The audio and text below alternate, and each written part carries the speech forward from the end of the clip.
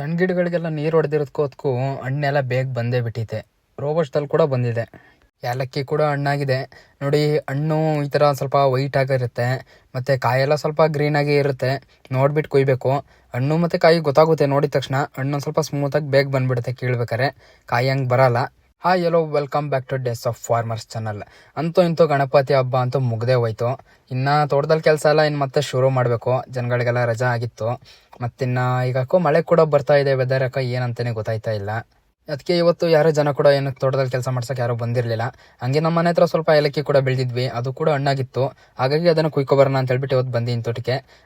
ಬನ್ನಿ, ಇವತ್ತಿನ ವಿಡಿಯೋದಲ್ಲಿ ಏಲಕ್ಕಿ ಯಾವ ಥರ ಇದೆ, ಮತ್ತು ಯಾವ ಥರ ಏಲಕ್ಕಿ ಬೆಳಿಬೇಕು, ಮತ್ತು ಯಾವ ಬೆಳೆದ್ರೆ ಬೆಸ್ಟು, ಮತ್ತು ಯಾವುದಕ್ಕೆ ಹೈಯೆಸ್ಟ್ ಪ್ರೈಸ್ ಇದೆ, ಎಲ್ಲದನ್ನು ಕೂಡ ವಿಡಿಯೋದಲ್ಲಿ ತಿಳಿಸ್ಕೊಡ್ತೀನಿ. ಹಾಗಾಗಿ ಪ್ರತಿಯೊಬ್ಬರು ಕೂಡ ವಿಡಿಯೋನ ಕೊನೆವರೆಗೂ ತಪ್ಪದೆ, ಮಿಸ್ ಮಾಡ್ದಂಗೆ, ಮಧ್ಯ ಮಧ್ಯೆ ಸ್ಕಿಪ್ ಮಾಡ್ದಂಗೆ ಪೂರ್ತಿಯಾಗಿ ನೋಡಿ. ಇವಾಗ ನೋಡಿ, ಇದು ಬಂದು ನಾವು ಬೆಳೆದಿರೋ ಏಲಕ್ಕಿ. ನೋಡಿ, ನೀವು ನೋಡ್ಬೋದು ಫಸಲು ಕೂಡ ತುಂಬ ಚೆನ್ನಾಗಿದೆ. ಇದೇನಂತ ಟಾಪ್ ಕ್ವಾಂಟಿಟಿ ಏಲಕ್ಕಿ ಏನಲ್ಲ, ಬಟ್ ಒಂದು ಲೆವೆಲ್ಗಿದೆ. ಫಸಲು ಕೂಡ ಅಷ್ಟೇ ನೋಡಿ, ಸಿಕ್ಕಾಪಟ್ಟೆ ಇದೆ, ಚೆನ್ನಾಗಿದೆ. ಪ್ರತಿ ವರ್ಷನೂ ಕೂಡ ಇದೇ ಥರ ಬಿಡ್ತಾ ಇರುತ್ತೆ. ನಾವು ಇದಕ್ಕೆ ತೀರಾ ಅಂತ ಏನು ಕೆಲಸ ಏನು ಮಾಡೋಕೆ ಹೋಗಲ್ಲ. ನಾವು ಒಬ್ಬರಿಗೆ ಕಾಫಿ ಗಿಡಕ್ಕೆಲ್ಲ ಏನೇನು ಕೆಲಸ ಮಾಡ್ತೀವೋ ಆ ಟೈಮಲ್ಲಿ ಇದಕ್ಕೂ ಕೂಡ ಹಂಗೆ ಅದನ್ನೇ ಔಷಧಿ, ಅದೇ ಗೊಬ್ಬರನೂ ಕೂಡ ಹೊಡೆದು ಬಿಡ್ತೀವಿ.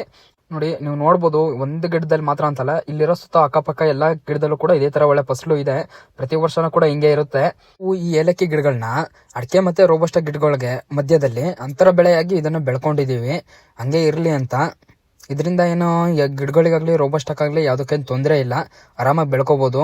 ಎರಡು ಕೂಡ ಒಳ್ಳೆ ಫಸಲು ಕೂಡ ಇದ್ದೇ ಇರುತ್ತೆ. ಇದನ್ನು ಬೆಳೆದು ರೋಬಸ್ಟಲ್ಲಿ ಫಸಲು ಕಮ್ಮಿ ಆಗುತ್ತೆ, ಮತ್ತು ನೆರಳಾಗುತ್ತೆ ಅಂತ ಸಿಕ್ಕಾಪಟ್ಟೆ ಜನ ಹೇಳ್ತಾರೆ. ಆ ಥರ ಏನು ತೊಂದರೆ ಏನು ಆಗೋದಿಲ್ಲ. ಮತ್ತು ಏಲಕ್ಕಿಲಿ ಇನ್ನೊಂದು ಟಾಪ್ ಕ್ವಾಂಟಿಟಿ ಬ್ರೀಡ್ ಇದೆ, ಹೈಯೆಸ್ಟ್ ಪ್ರೈಸ್ ಅಂತ.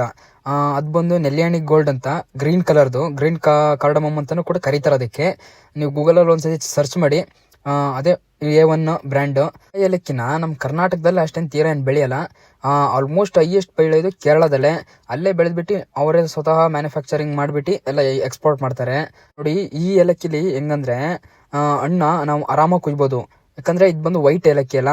ನೋಡಿ, ವೈಟ್ ಆಗ್ಬಿಡುತ್ತೆ ಹಣ್ಣು, ಆಯ್ತಾ ಇದನ್ನು ಆರಾಮಾಗಿ ಕುಯ್ಬೋದು. ಮತ್ತು ಇನ್ನು ಕಾಯಿ ಇದ್ದಾಗ ಗ್ರೀನ್ ಕಲರ್ ಇರುತ್ತೆ, ಆರಾಮಾಗಿ ನಾವು ಗುರ್ತಿಸ್ಕೋಬೋದು. ಆ ಗ್ರೀನ್ ಕಲರ್ ಏಲಕ್ಕಿಲಿ ಅಂದರೆ ಹೇಳಿದ್ನಲ್ಲ ಟಾಪ್ ಕ್ವಾಂಟಿಟಿ ಬ್ರೀಡು, ಅದರಲ್ಲಿ ಹಣ್ಣಾದಾಗಲೂ ಗ್ರೀನ್ ಇರುತ್ತೆ ಸ್ವಲ್ಪ. ಅದನ್ನು ಮಾತ್ರ ಹುಷಾರಾಗಿ ನೋಡ್ಬಿಟ್ಟು ಕೊಯ್ಬೇಕು. ಇಲ್ಲಾಂದರೆ ಎಳೆದು ಕಾಯಿ ಎಲ್ಲ ಕುಯ್ದು ಬಿಡ್ತೀವಿ. ನಾವು ಕೂಡ ಆ ಥರ ಬ್ರೀಡ್ನೆಲ್ಲ ತಂದುಬಿಟ್ಟು ಇಲ್ಲ ಇನ್ಕ್ರೀಸ್ ಮಾಡಬೇಕು ಅಂತ ಇದ್ದೀವಿ, ಆದರೆ ಟೈಮ್ ಇಲ್ಲ. ಹಂಗಾಗಿ ಸದ್ಯಕ್ಕೆ ಇದು ಒಂದನ್ನೇ ಬೆಳೀತಾ ಇದ್ದೀವಿ. ಮತ್ತು ಇದು ಕೂಡ ನಾವೇನು ಬೇರೆ ಕಡೆಯಿಂದ ಹೊರಗಡೆಯಿಂದ ಪರ್ಚೇಸ್ ಮಾಡಿದಲ್ಲ, ನಮ್ಮದೇ ಕೂಡ ಹಳೆಯದು ಗಿಡಗಳಿದ್ವು, ಅದರಿಂದ ಅದನ್ನೇ ಎಕ್ಸ್ಟೆಂಡ್ ಮಾಡಿರೋದು. ಹಂಗಾಗಿ ಇದೇ ಸ್ವಲ್ಪ ನಮ್ಮ ತೋಟದಲ್ಲೆಲ್ಲ ಜಾಸ್ತಿ ಇರೋದು. ನಾವು ಕೂಡ ಆ ಥರ ಬ್ರೀಡ್ನೆಲ್ಲ ತಂದುಬಿಟ್ಟು ಇಲ್ಲ ಇನ್ಕ್ರೀಸ್ ಮಾಡಬೇಕು ಅಂತ ಇದ್ದೀವಿ, ಆದರೆ ಟೈಮ್ ಇಲ್ಲ. ಹಂಗಾಗಿ ಸದ್ಯಕ್ಕೆ ಇದು ಒಂದನ್ನೇ ಬೆಳೀತಾ ಇದ್ದೀವಿ. ಮತ್ತು ಇದು ಕೂಡ ನಾವೇನು ಬೇರೆ ಕಡೆಯಿಂದ ಹೊರಗಡೆಯಿಂದ ಪರ್ಚೇಸ್ ಮಾಡಿದಲ್ಲ, ನಮ್ಮದೇ ಕೂಡ ಹಳೆಯದು ಗಿಡಗಳಿದ್ವು, ಅದರಿಂದ ಅದನ್ನೇ ಎಕ್ಸ್ಟೆಂಡ್ ಮಾಡಿರೋದು. ಹಂಗಾಗಿ ಇದೇ ಸ್ವಲ್ಪ ನಮ್ಮ ತೋಟದಲ್ಲೆಲ್ಲ ಜಾಸ್ತಿ ಇರೋದು. ಮತ್ತು ಬೇರೆ ಥರ ಯಾವುದೇನು ಬ್ರೀಡ್ ಏನಿಲ್ಲ. ಏಲಕ್ಕಿ ಎಲ್ಲ ಕುಯ್ಕೊಂಡು ಹಾಗೆ ನಮ್ಮ ಸ್ವಲ್ಪ ಅಡಿಕೆ ಕೂಡ ಬಿದ್ದಿತ್ತು. ಅಡಿಕೆ ತೀರಾ ಏನು ಉದ್ರಿಲ್ಲ, ಹಣ್ಣಾಗಿರೋಂಥದ್ದು ಮಾತ್ರ ಒಂದೊಂದು ಉದ್ರಿದೆ. ಯಾಕೆ ಉದ್ರಿಲ್ಲ ಅಂದರೆ ನಾವು ಎಲ್ಲ ಮೈಲ್ತತ್ತು ಸುಣ್ಣ ಎಲ್ಲ ಒಡಿಸಿದ್ವಿ, ಆ ಕಾರಣದಿಂದ ಕಂಟ್ರೋಲ್ ಆಗಿದೆ. ಎಷ್ಟೇ ಶೀತ ಆದರೂ ಕೂಡ ಯಾವುದೇ ಥರ ಪ್ರಾಬ್ಲಮ್ ಏನಾಗಿಲ್ಲ. ನೀವು ಯಾರು ನಿಮ್ಮ ತೋಟದಲ್ಲಿ ಅಡಿಕೆ ಏನಾರು ಉದುರ್ತಾ ಇದ್ದರೆ ಇವಾಗ ಟೈಮ್ ಆಗೋಗಿದೆ, ಆದರೂ ಕೂಡ ಹೊಡೀರಿ, ಏನೂ ಆಗೋದಿಲ್ಲ. ಇಲ್ಲಾಂದರೆ ಮತ್ತು ನೆಕ್ಸ್ಟ್ ಮುಂದಿನ ವರ್ಷದಿಂದ ಕರೆಕ್ಟ್ ಟೈಮಿಗೆ ನಮ್ಮ ವಿಡಿಯೋ ಮೂಲಕ ನಾವು ತಿಳಿಸ್ಕೊಡ್ತೀವಲ್ಲ, ಆ ಟೈಮಲ್ಲಿ ನೀವು ಕೂಡ ನೋಡ್ಕೊಂಡು ಏನೇನು ಕೆಲಸ ಮಾಡಬೇಕು ಮಾಡ್ಕೊಳ್ಳಿ. ಅವಾಗ ಈ ಥರ ಉದುರೋದಾಗಲಿ, ಕಾಫಿ ಉದುರೋದಾಗಲಿ, ಅಡಿಕೆ ಉದುರೋದಾಗಲಿ ಯಾವುದು ಕೂಡ ಏನೂ ಆಗೋದಿಲ್ಲ. ನಮ್ಮದು ಅಡಿಕೆ ಏನು ಜಾಸ್ತಿ ಇಲ್ಲ, ಎಲ್ಲ ಈಗ ಹೊಸ ಗಿಡಗಳು ಹಾಕಿದ್ವಿ, ಅವೆಲ್ಲ ಬಂದಿದೆ ಒಂದು ರೇಂಜಿಗೆ. ಇನ್ನೊಂದು ವರ್ಷದಲ್ಲಿ ಫಸಲು ಕೂಡ ಬಿಡ್ಬೋದು. ಈ ಸತಿ ಒಂದೊಂದು ಸ್ವಲ್ಪ ಒಂಬಳೆ ಹೊರಟಿದೆ. ನೋಡಿ, ನಮ್ಮ ಗಿಡಗಳನ್ನೂ ಕೂಡ ತೋರಿಸ್ತೀನಿ ಯಾವ ಥರ ಇದ್ದಾವೆ ಅಂತ. ಈಗ ಒಂದು 5 ವರ್ಷ ಆಗಿದೆ ಮಿನಿಮಮ್ ಅಷ್ಟೇ. ಈಗ ನೋಡಿ, ಎಲ್ಲ ಗಿಡಗಳು ಚೆನ್ನಾಗಿದ್ದಾವೆ. ರೋಬಸ್ಟ ಗಿಡಗಳು ಸ್ವಲ್ಪ ಶೀತ ಇರೋದ್ರಿಂದ ಒಂದೊಂದು ವೀಕ್ ಆಗಿದ್ದಾವೆ. ನೀರು ಕೂಡ ಹೋಗೋಕ್ಕೆಲ್ಲ ಅರಿಯೋಕ್ಕೆಲ್ಲ ಚರಂಡಿ ಕೂಡ ಮಾಡಿದ್ದೀವಿ. ಅವಾಗವಾಗ ಕಾವಲಿ ಎಲ್ಲ ನಾವು ಸೋಸ್ತಾ ಇರ್ತೀವಿ. ನೀವು ಕೂಡ ನಿಮ್ಮ ತೋಟದಲ್ಲಿ ಏನಾದ್ರು ಶೀತ ಆಗಿ ಉದುರ್ತಿದ್ರೆ ಸ್ವಲ್ಪ ಚರಂಡಿನೂ ಮಾಡ್ಕೊಳ್ಳಿ, ಮತ್ತು ಅವಾಗವಾಗ ಅದನ್ನು ಕೂಡ ಕ್ಲೀನ್ ಮಾಡ್ಕೊಳ್ತೀರಿ. ಅವಾಗ ಯಾವುದೇ ಥರ ಶೀತ ಸ್ವಲ್ಪ ಕಂಟ್ರೋಲ್ ಆಗುತ್ತೆ, ಆದಷ್ಟು ಒಳ್ಳೆಯದು. ಇವಾಗ ಏಲಕ್ಕಿ ಹಣ್ಣೆಲ್ಲ ಕುಯ್ಕೊಂಡು ಬಿದ್ದಿದ್ದ ಅಡಿಕೆ ಹಣ್ಣೆಲ್ಲ ಹಾಯ್ಕೊಂಡಾಯಿತು. ಇನ್ನು ಸ್ವಲ್ಪ ನಾವು ನೀರೆಲ್ಲ ಹೊಡೆದಿದ್ವಿ, ಹಾಗಾಗಿ ಸ್ವಲ್ಪ ಅರೇಬಿಕ್ದಲ್ಲಿ ಕಾಫಿ ಹಣ್ಣೆಲ್ಲ ಬಂದಿತ್ತು ಸಣ್ಣ ಗಿಡದಲ್ಲಿ. ಮತ್ತು ರೋಬಸ್ಟ್ ಗಿಡದಲ್ಲೂ ಕೂಡ ಒಂದೊಂದು ಬಂದಿದೆ, ಅದನ್ನು ಕೂಡ ಕುಯ್ಕೋತಾ ಇದ್ದೀನಿ. ಈಗ ನೀವು ನೋಡ್ಬೋದು ಹಣ್ಣು ಯಾವ ಥರ ಬಂದಿದೆ ಅಂತ ತೋರಿಸ್ತೀನಿ. ನೋಡಿ, ಇಲ್ಲೆಲ್ಲ ಹಣ್ಣಾಗಿದೆ.